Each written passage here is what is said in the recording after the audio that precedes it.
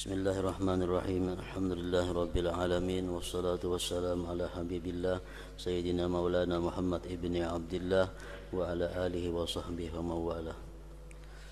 Waqad qala al-imam hujjatul Islam Abu Hamid Muhammad bin Muhammad al-Ghazali rahimahullah wa nafa'ana bi ulumih.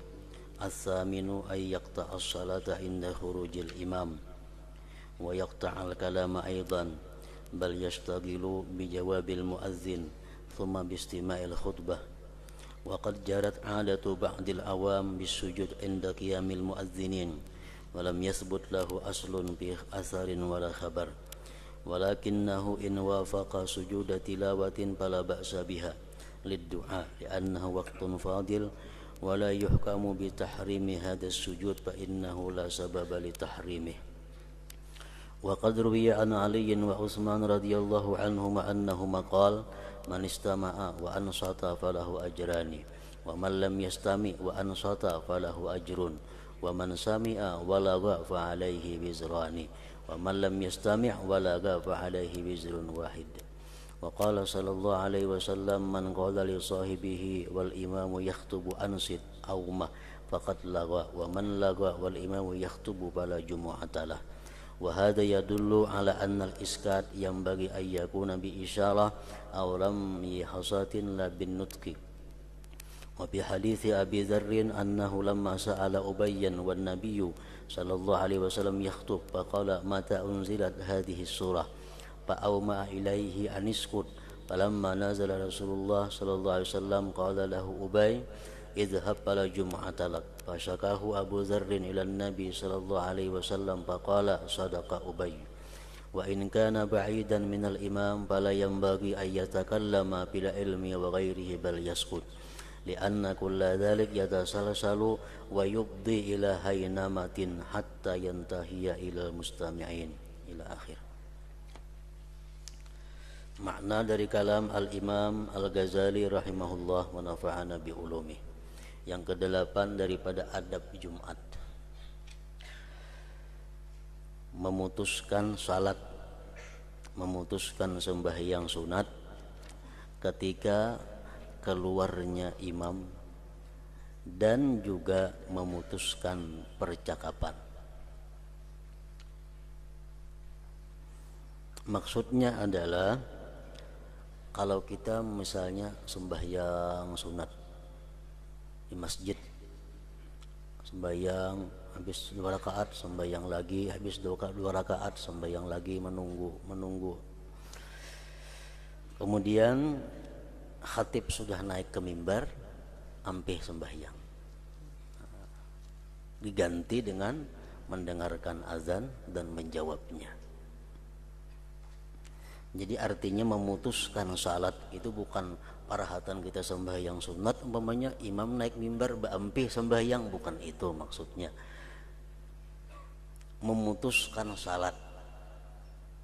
Ini orang menunggu waktu Jumat dengan sembahyang 2 rakaat sembahyang, salam berdiri lagi, salam 2 rakaat berdiri lagi, salam berdiri lagi. Khatib naik ke mimbar, ampih. Dengarkan muazzin azan. Maksudnya kayak itu.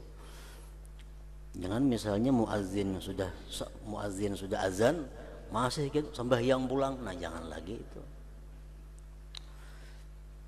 Tapi kalau parahatan kita sembahyang pas orang khatib naik ke mimbar, orang azan kedua tarusakan ke sembahyang tuntungakan sembahyangnya. Jadi artinya memutuskan salat macam itu maksudnya. Memutuskan salat ketika keluarnya imam dan juga memutuskan percakapan. Misalnya rahatan ada ceramah, rahatan ada bepandir, rahatan ada nang berkisah. Begitu khatib sudah keluar dari tempatnya menuju mimbar, nah berhenti itu percakapan.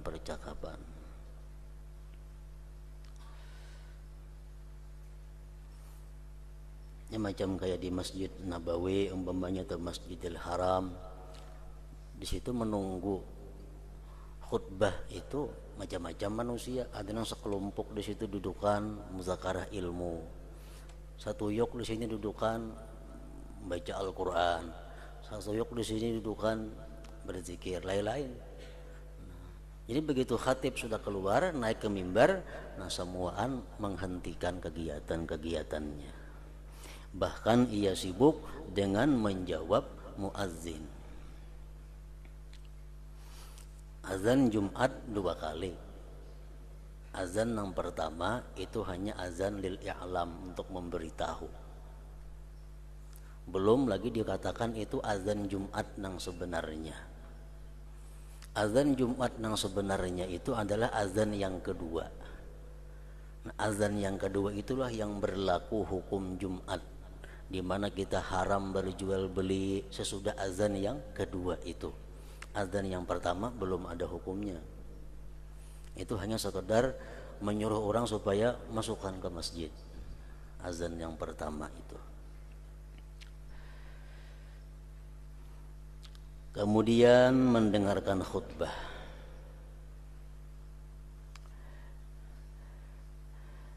Telah berlaku adat sebagian orang-orang awam dengan sujud ketika berdirinya muazzin. Mungkin di daerah mana, di kampung mana, di situ bila muazzin berdiri hendak azan, jamaah ini sujud. Nah, perlakuan macam itu padahal tidak ada dasarnya. Itu kada ada dalilnya dalam asar dan hadis, baik para sahabat kada ada melakukan seperti itu.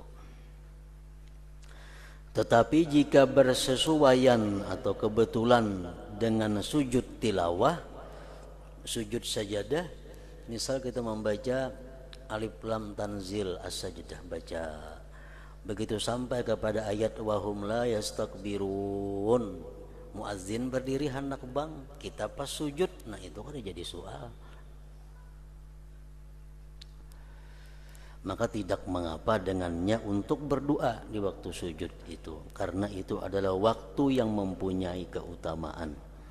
Dan sujud ini tidak dihukumkan haram karena tidak ada sebab pengharamannya.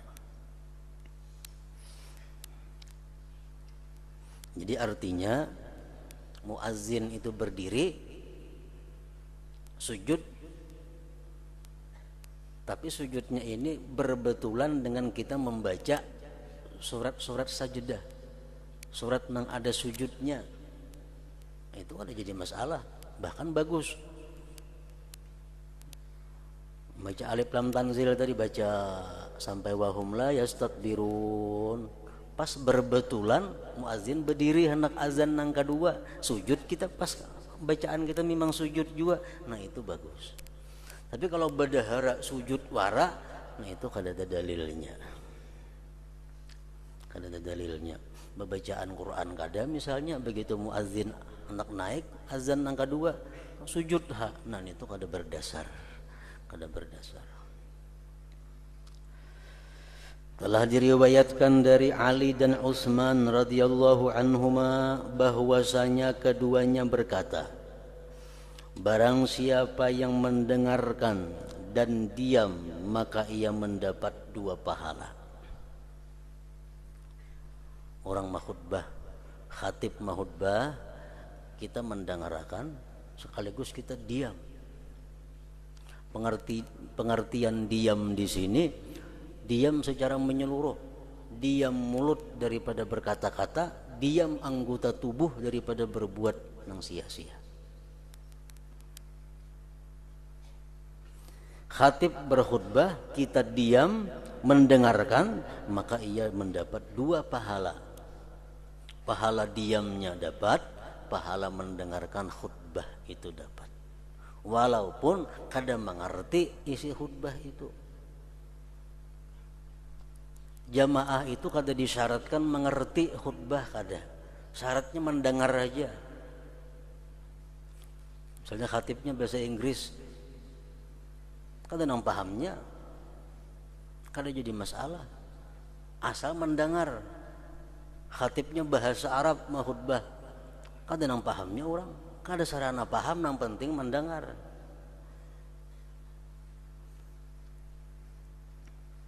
Wa idza sa'idal khatibul mimbar fastami'u lahu. Bila khatib sudah naik mimbar, fastami'u lah, dengarkan. Adalah pahamkan, ada dengarkan aja.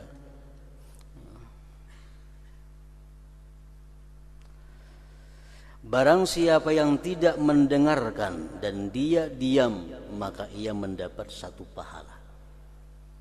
Jauh lawan khatib duduk sehingga kena mendengar apa yang dihutbah, tapi sidin diam aja, dapat satu pahala. Barang siapa yang mendengar dan berbuat sia-sia, maka atasnya mendapat 2 dosa. Khatib berkhutbah mendengar, gerunung-gerunung bepandir, atau kada bepandir cuma tangan kada kakaruan ngapa dikuritisi. Pengertian diam tadi, diam anggota tubuh daripada berbuat nang sia-sia, diam mulut dari berkata nang sia-sia.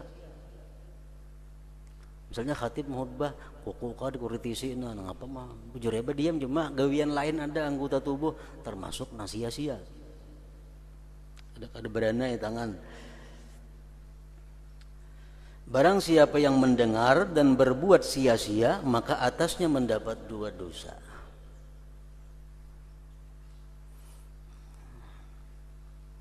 Untung aja perempuan kada wajib Jumat. Kalau wajib Jumat ngalih beranai bini-bini. Kenapa? Ngalih beranai. Guru numan di mana aja. Untung laki-laki aja yang wajib sembahyang Jumatnya kalau beranai mengarahkan khutbah itu. Barang siapa yang mendengar dan berbuat sia-sia, maka atasnya mendapat 2 dosa. Dan barang siapa yang tidak mendengar dan ia berbuat sia-sia, maka atasnya 1 dosa. Nah, kada mendengar khatib mahutbah kalau bepandiran maka atasnya 1 dosa. Di warung dudukan kada mendengar bang orang mahutbah, pandir gerunuman, orang kamar hanya kena kamu sejidan, tengah kartaka sembayangnya pulang. Dan barang siapa yang tidak mendengar dan ia berbuat sia-sia, maka atasnya 1 dosa. Itu perkataan Sayyidina Ali dan Sayyidina Utsman radhiyallahu anhuma. Rasulullah sallallahu alaihi wasallam bersabda, "Man qala li sahibihi wal imamu yakhtubu ansit aw mah faqad lagha, wa man lagha wal imamu yakhtubu fala jumu'ata lah." Artinya sabda Rasulullah, barang siapa yang berkata kepada temannya padahal imam sedang mengkhutbah, dengarkanlah baik-baik atau jangan, maka sia-sia. Dan barang siapa yang berbuat sia-sia padahal imam sedang mengkhutbah, maka ia tidak mendapat Jumat. Dengarkan khutbah, ada kawan yang bepandir, no umpamanya, sama seorang mulai keributan ngarannya, atau menagur diam, seorang nang bersuara. Bila kita demikian, kita nang kada mendapat pahala Jumat. Ini menunjukkan bahwa menyuruh orang untuk diam itu semestinya dengan isyarat. Dengan isyarat.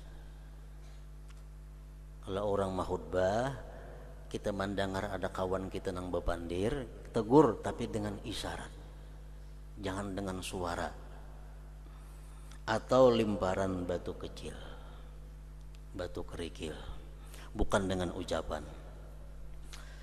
Di dalam hadis Abi Dzar bahwasanya ketika ia bertanya kepada Ubay bin Ka'ab padahal Nabi sedang berkhutbah, ia bertanya, kapankah surat ini diturunkan?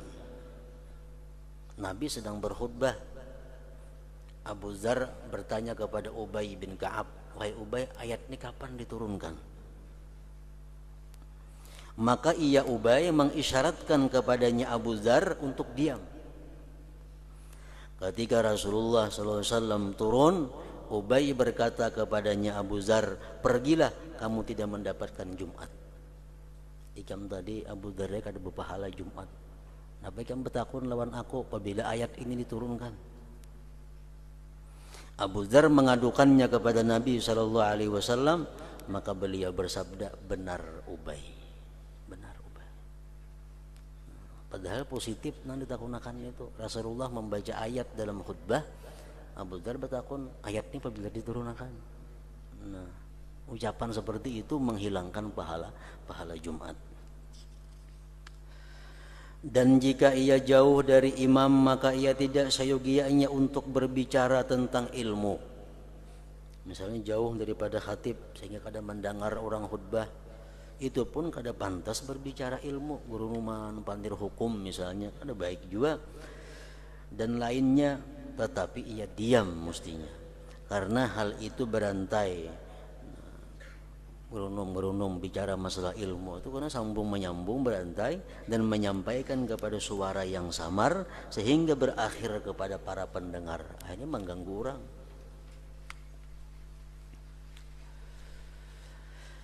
Dan ia tidak duduk pada lingkaran orang yang bercakap-cakap. Jauh kita orang berpandiran misal di sini, orang mau khutbah, jauh kita.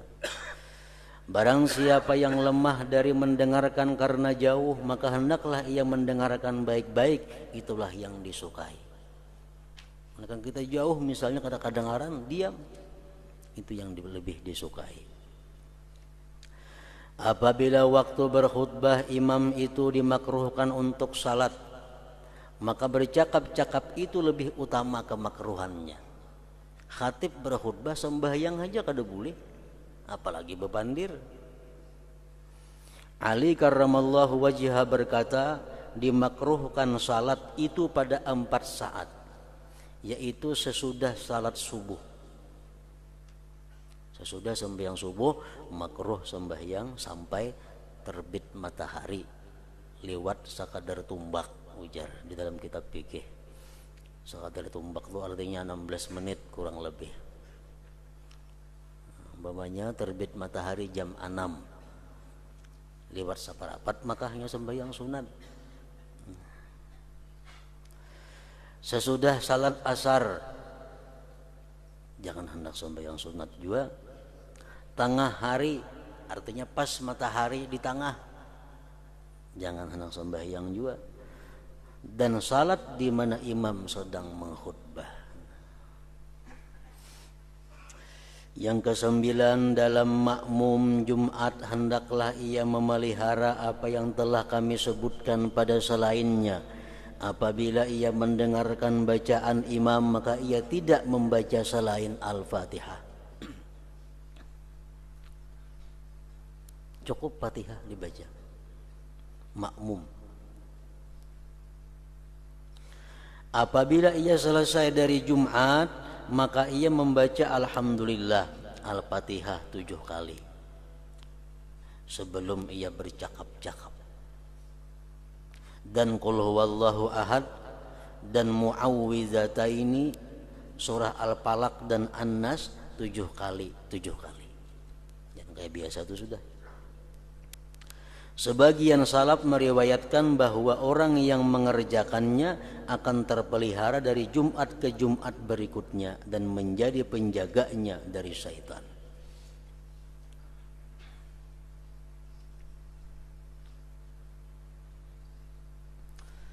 Setelah Jumat disunnatkan untuk membaca Allahumma ya Ghaniyu ya Hamid, ya Mubdi'u ya Mu'id, ya Rahimu ya Wadud, aghnini bihalalika an haramik wa bifadlika amman siwak.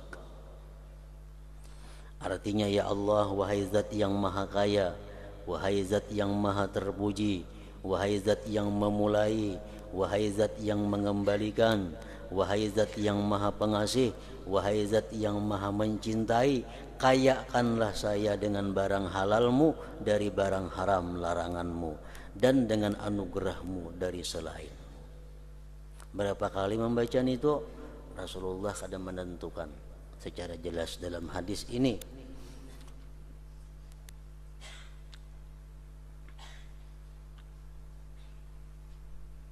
Ada yang mengatakan dibaca sekurang-kurangnya 3 kali, hendak lebih 5 kali, hendak lebih baik lagi 7 kali, hendak lebih baik lagi 9 kali, lebih baik lagi 11 kali.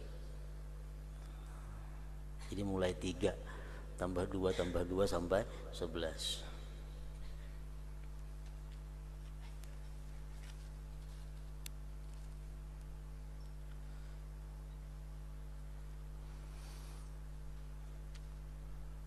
Dikatakan bahwa barang siapa yang mengakalkan terus-menerus membaca doa ini, maka Allah yang Maha Suci mengayakkannya dari makhluknya dan ia memberi rezeki kepadanya dari sesuatu yang tidak diperkirakan. Jadi untuk orang yang sembahyang Jumat, doa yang paling baik dibaca doa ini. Misalnya kita jadi imam Jumat, doa nang apa yang dibaca yang paling bagus, doa ini dahulu dibaca. Hendak tambahan yang lain sesudah ini, Allahumma ya Ghani ya Hamid ya Mumdi'u ya Mu'id ya Rahim, itu yang paling baik. Sesudah Jumat ia salat 6 rakaat. Ibnu Umar radhiyallahu anhuma meriwayatkan bahwasanya Nabi sallallahu alaihi wasallam salat 2 rakaat sesudah Jumat, dan Abu Hurairah meriwayatkan 4 rakaat. Ali dan Abdullah bin Abbas radhiyallahu anhum meriwayatkan 6 rakaat. Seluruhnya itu sahih dalam berbagai keadaan yang berbeda-beda, dan yang lebih sempurna itu adalah lebih afdal. Untung sembahyang Jumat habis bacaan yang 77 tadi dan bacaan-bacaan yang lainnya, hanya sembahyang.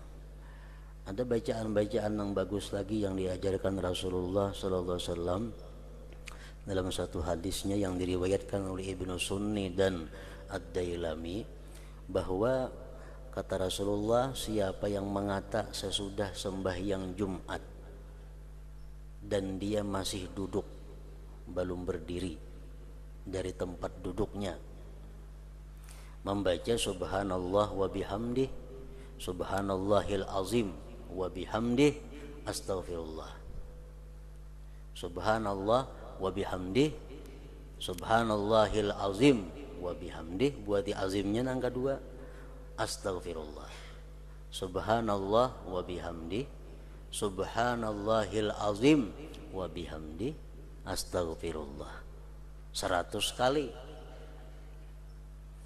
Ghafarallahu lahu mi'ata alfi zambin, Allah ampuni bagi dia 100.000 dosa. Allah ampuni bagi dia 100.000 dosa. Wali walidayhi arba'ata wa ishrina alfa zambin, dan untuk kedua orang tuanya diampuni 24.000 dosa. Ini digawi seumur hidup barang sekali, mengada hendak tiap minggu menggawi subhanallah wa bihamdih, subhanallahil azim wa bihamdih, astaghfirullah 100 kali. Imbas sembahyang Jumat sebelum berdiri dari tempat duduk, berarti belum sembahyang ba'diyah ngarannya dulu. Yang sudah sembahyang berdiri ngarannya subhanallah bihamdi, subhanallahil azim wa bihamdi, astaghfirullah 100 kali. Allah ampuni 100.000 dosanya dan 24.000 dosa kedua orang tuanya.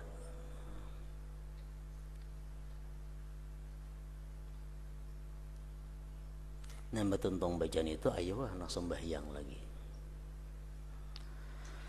Sesudah Jumat ia salat 6 rakaat tadi. Ibnu Umar radhiyallahu anhuma meriwayatkan bahwasanya Nabi sallallahu alaihi wasallam salat 2 rakaat sesudah Jumat, dan Abu Hurairah meriwayatkan 4 rakaat. Ali dan Abdullah bin Abbas radhiyallahu anhum meriwayatkan 6 rakaat. Seluruhnya itu sahih dalam berbagai keadaan yang berbeda-beda, dan yang lebih sempurna itu adalah lebih afdal. Macam-macam caranya ini. Ada yang mengatakan sesudah Jumat itu kita tuntung bacaan-bacaan tadi, sembahyang ba'diyah Jumat 2 rakaat. Ba'diyah Jumat 2 rakaat. Karena bulik ke rumah tambah sembahyang sunat mutlak 4 rakaat sekali salam.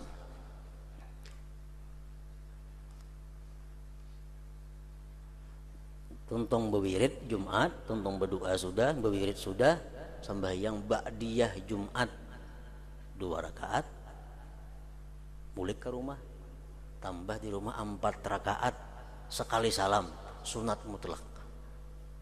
Sunat usalli 4 rakaatin sunnatan lillahi ta'ala. Ada lagi pendapat yang menerangkan sesudah tuntung sembahyang Jumat, tuntung bewirid, tuntung bebacaan, tuntung doa, sembahyang ba'diyah Jumat 4 rakaat sekaligus sekali salam. Ba'diyah Jumat 4 rakaat sekaligus sekali salam, boleh ke rumah 2 rakaat di rumah sunat mutlak. Nah, ini masih nggak singgah ya tengah jalannya buliknya nih. Boleh ke rumah sembahyang Jumat, sembahyang sunat mutlak 2 rakaat. 2 macam itu caranya.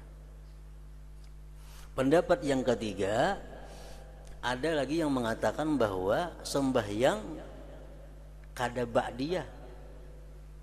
Kada ba'diyah. Sembahyang sunat mutlak saja 2 rakaat di masjid, tambah 4 rakaat di masjid juga. Kada ada ba'diyah-ba'diyahan. Ada juga pendapat ulama seperti itu. Atau sebaliknya, sesudah sembahyang Jumat, sudah wirid, sudah doa, sembahyang sunat mutlak 4 rakaat sekaligus salam di masjid, tambah 2 rakaat di masjid pulang, sunat mutlak juga. Kada ada ba'diyahnya. Nah, jadi ada 4 macam cara menggawinya tuh. Ada 4 macam. Pertama, 2 rakaat ba'diyah. Boleh ke rumah tambah 4 rakaat sekali salam, sunat mutlak. Yang kedua, ba'diyah 4 rakaat sekaligus sekali salam, ba'diyah Jumat. Karena boleh ke rumah 2 rakaat sunat mutlak. Yang ketiga, sesudah tuntung Jumat wirid dan doa, sembahyang sunat mutlak 4 rakaat sekaligus sekali salam, tambah 2 rakaat sunat mutlak, kada ada ba'diyah.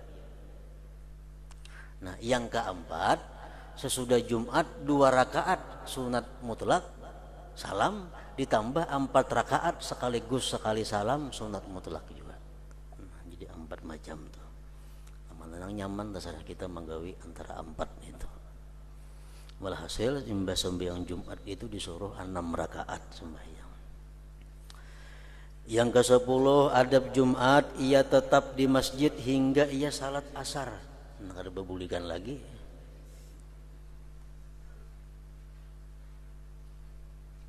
Kada dipadahkan, kada itu beamalan, kada begana di masjid, guring kenapa kah sampai asar. Yang penting i'tikaf. Jadi i'tikaf mulai datang pukul 11 ke masjid, i'tikaf umpamanya sampai kena asar di masjid pulang. Jika ia tinggal sampai maghrib, maka itu paling utama. Maghrib punya boleh ke rumah. Dikatakan barang siapa salat asar di masjid jami', maka ia mendapat pahala haji, dan barang siapa salat maghrib, maka ia mendapat pahala haji dan umrah.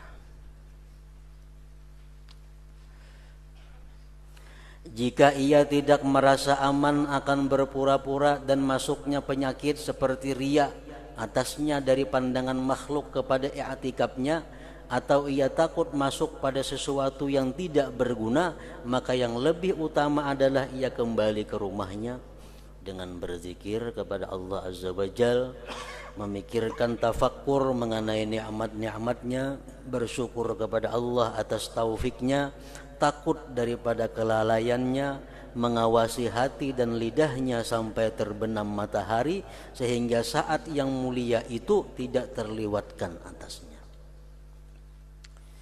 amunnya asa kuatir kalau pinaria, kuatir kalau kada bisa menjaga hak-hak masjid. Mun bagana mulai 11 jam 11 sampai maghrib, kuatir kalau ria, kalau kada bisa menjaga hak masjid. Nah, lebih baik boleh ke rumah. Boleh ke rumah diisi waktu dengan ibadah seperti tadi. Dan tidak sayogianya ia bercakap-cakap di masjid dan lainnya dari tempat-tempat sujud salat dengan pembicaraan masalah dunia. Mun anggaran mbah sambiang Jumat bepandiran di masjid kisah politik macam-macam, lebih baik boleh ke rumah.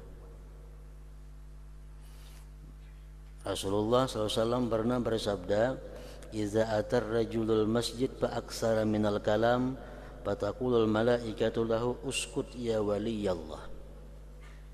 Kalau orang tuh di masjid, ujar Nabi kita, di masjid bepandiran, pandir dunia, malaikat berkata, uskut ya waliyallah, diamlah kamu hai wali Allah. Jadi orang nang di masjid itu dianggap sebagai wali Allah, walinya Allah. Inya bepandiran masalah dunia, ujar malaikat, oh wali Allah berdiam.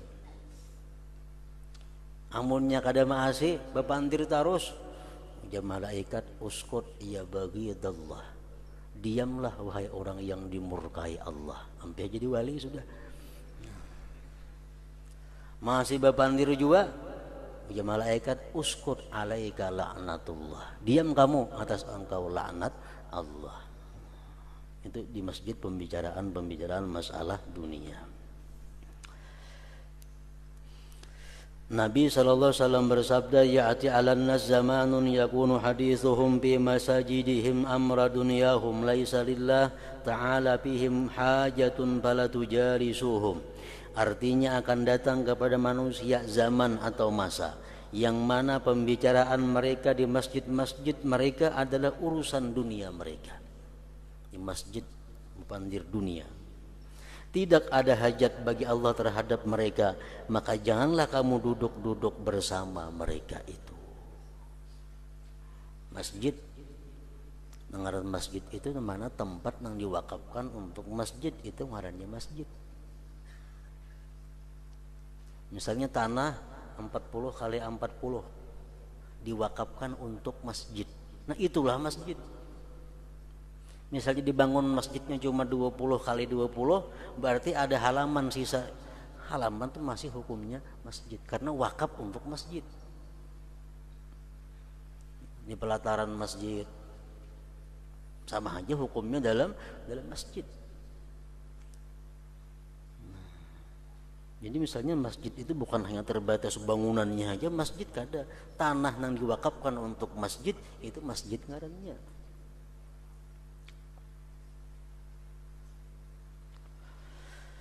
Keterangan adab-adab dan sunat-sunat yang keluar dari urutan yang terdahulu yang mengumumi pada seluruh siang ada 7 perkara, yaitu 1. Mendatangi majelis-majelis ilmu pagi-pagi atau sesudah asar hari Jumat itu, dan tidak menghadiri majelis-majelis kisah. Artinya kita tolak ke majelis ilmu besokan Jumat atau kamarian Jumat, tapi yang kita datangi itu majelis ilmu, bukan majelis bagi kisahan.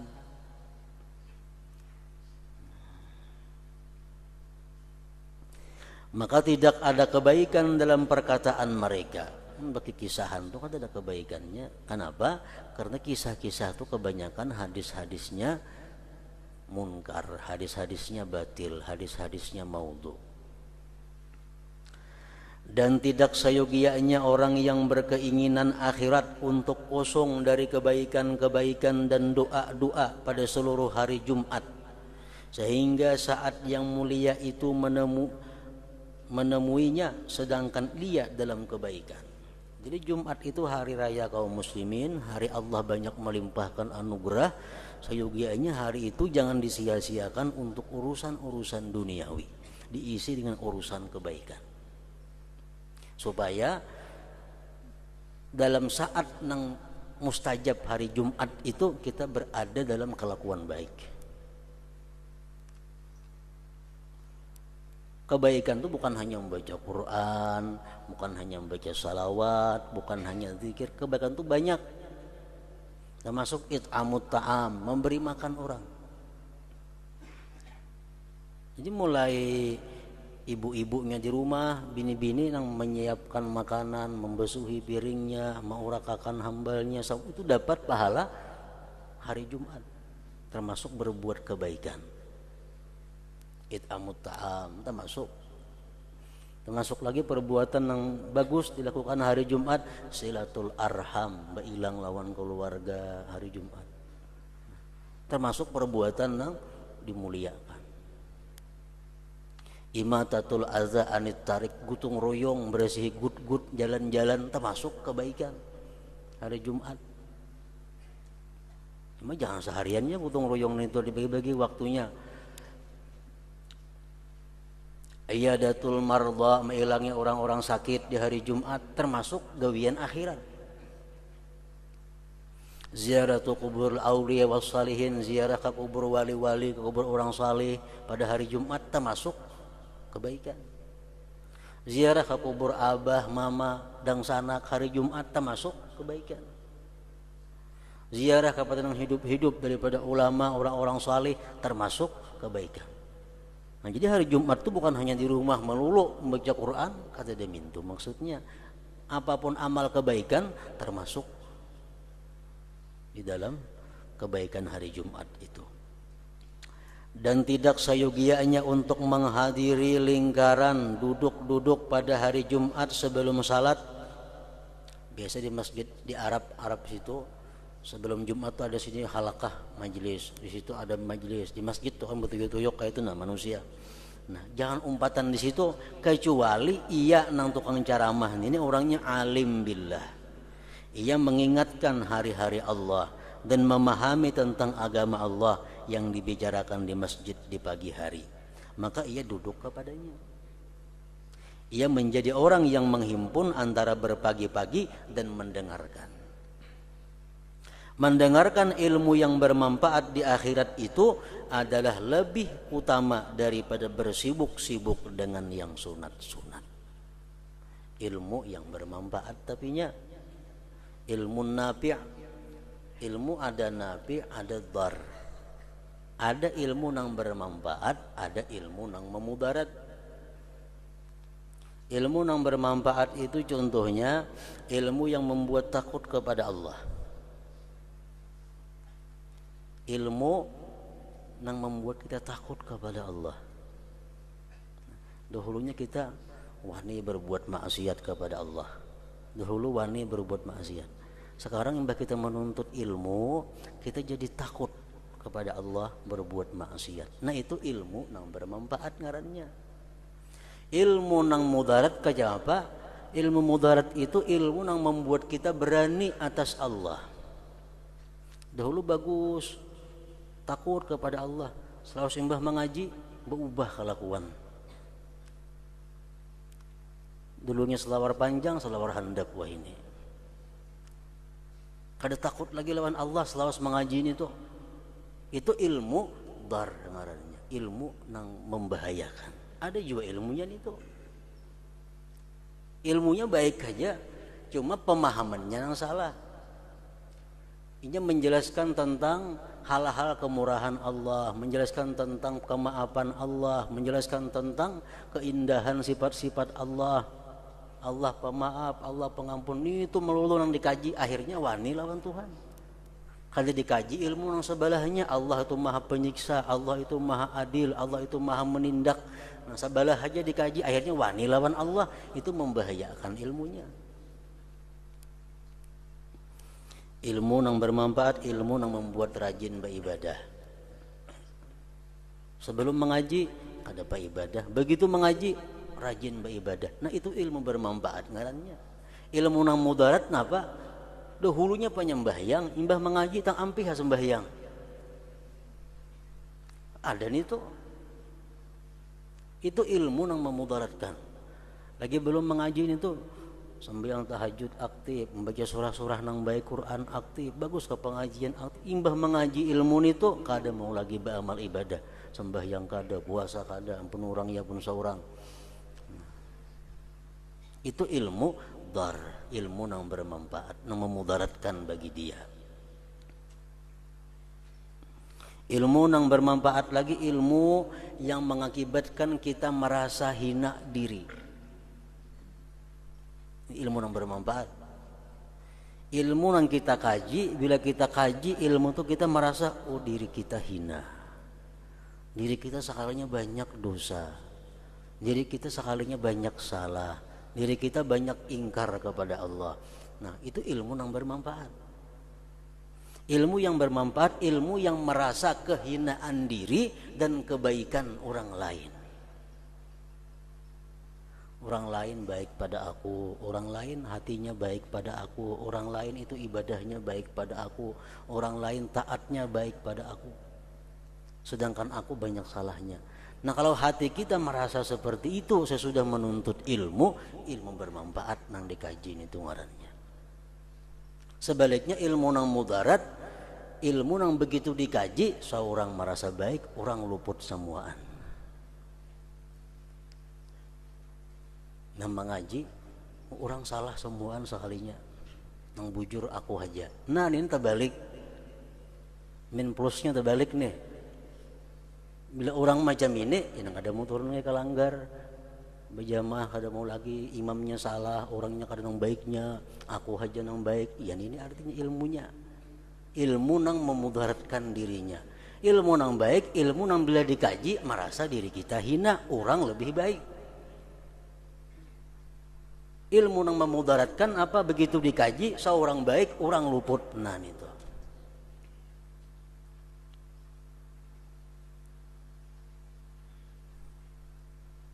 nah kalau kita menuntut ilmu yang seperti itu yang bermanfaat tadi, lebih baik daripada kita bersibuk-sibuk dengan ibadah sunat. Jauh lebih baik menuntut ilmu yang bermanfaat tadi. Ilmu yang mengajarkan tentang husnuzan billah, husnuzan bi khalqillah, itu ilmu yang bermanfaat. Husnuzan billah artinya baik sangka dengan Allah. Kita berdoa, kita kadang merasa doa kita tuh kada kabul. Kenapa?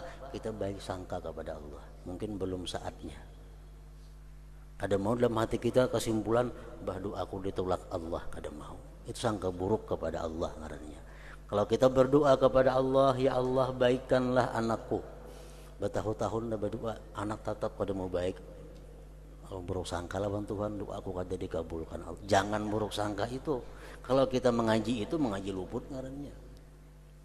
Apapun tindakan Allah kepada kita, husnuzan billah, baik sangka dengan Allah. Allah memberiku ini, mungkin ada rahasia kebaikan di dalamnya, ada rahasia kebaikan dalamnya yang kita kada tahu. Nah kita menuntut ilmu yang macam itu selalu baik sangka kepada Allah, ilmu bermanfaat karenanya. Baik sangka kepada makhluk Allah, ilmu yang bermanfaat. Allah kadang menyiksa kita kalau kita luput dalam baik sangka. Orang memberi kita makanan, pada makanan itu makanan yang haram, tapi yang memberi ini orangnya bagus, akhlaknya bagus, potongannya orang ini saleh, memberi kepada kita makanan haram. Kita melihat orang ini ada tanda-tanda orang saleh, kita terima karena husnuzan. Sekalinya makanan haram yang diberikannya dua kita makan, kita kada berdosa. Allah kada akan menyiksa seseorang dengan husnuzan, tapi Allah akan menyiksa seseorang dengan su'uzan walaupun bujur. Kita tuh su'uzan tetap haram walaupun bujur. Misalnya ada orang duduk di pelatar kita di malam hari, wah ini maling duduk nih, ini maling nih, padahal bujur-bujur malingnya tetap kita berdosa, tetap berdosa walaupun bujur, tapi su'uzan. Allah menyiksa kita dengan su'uzan walaupun bujur. Allah kadang akan menyiksa kita dengan husnuzan walaupun salah. Sayyid Abu Bakar Al-Adani Al-Idrus mengatakan tidak ada ruginya orang yang husnuzan, dengan baik sangka itu. Bahkan keuntungan husnuzan ini Allah akan merubah sesuatu dengan husnuzan. Menjadi Tuhan, ana inda zanni abdi bi, aku ini menurut sangkaan hambaku. Maling duduk di pelatar, nah ampun rumah ini sangka baik. Nah, saya di pelatar duduk malam tuh, saku orang nak betaduh aja. Padahal itu maling yang membongkar rumah. Akhirnya dirubah Allah hatinya, kada jadi membongkar rumah kita karena husnuzan kita kepada si maling tadi. Ini kemuliaan husnuzan. Perampok, nah ini tamu mah datang nih. Mungkinnya hendak minta apa doa aku, mungkin hendak minta banyu, mungkin hendak minta makan aja nih. Husnuzan dalam hati. Akhirnya dia datang ke rumah hanya minta nasi. Karena jadi merampok berkat orang itu husnuzan. Kalau suuzan sebaliknya, orang yang baik-baik, ini perampok, saya perampok bujur datang nih toh. Dibalik oleh Allah. Ana inna zanni abdi bi. Nah, mempelajari ilmu nang sekitar husnuzan billah, husnuzan bi khalqillah, itu ilmu nang bermanfaat. Nang kita hadir di situ lebih baik daripada sembahyang sunat. Abu Dzar telah meriwayatkan inna hudura majlis ilmin afdal min salati alfi rak'atin. Artinya sesungguhnya menghadiri majlis ilmu itu lebih baik, lebih utama daripada salat 1000 rakaat. Ilmunya ilmu nang bermanfaat tadi maksudnya.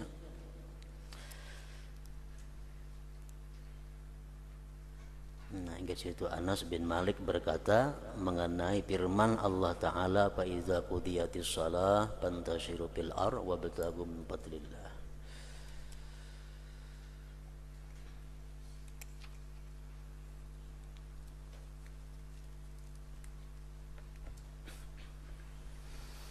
Afdalu dzikri fa'lam annahu la ilaha illallah Muhammadur Rasulullah, la ilaha illallah Muhammadur Rasulullah, la ilaha illallah Muhammadur Rasulullah, la ilaha illallah, la ilaha illallah, la ilaha illallah, la ilaha illallah, la ilaha illallah.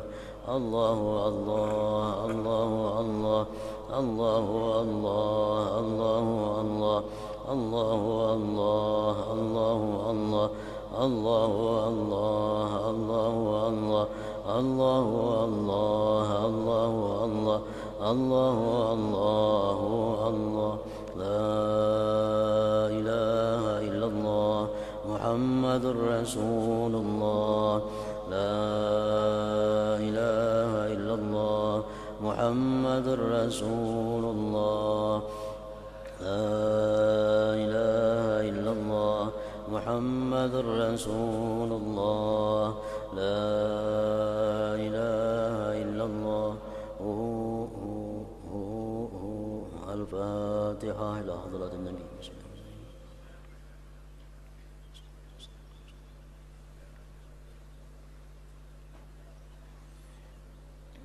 فيا أيها الرجل منه شفاعة صلوا عليه وسلموا تسليما.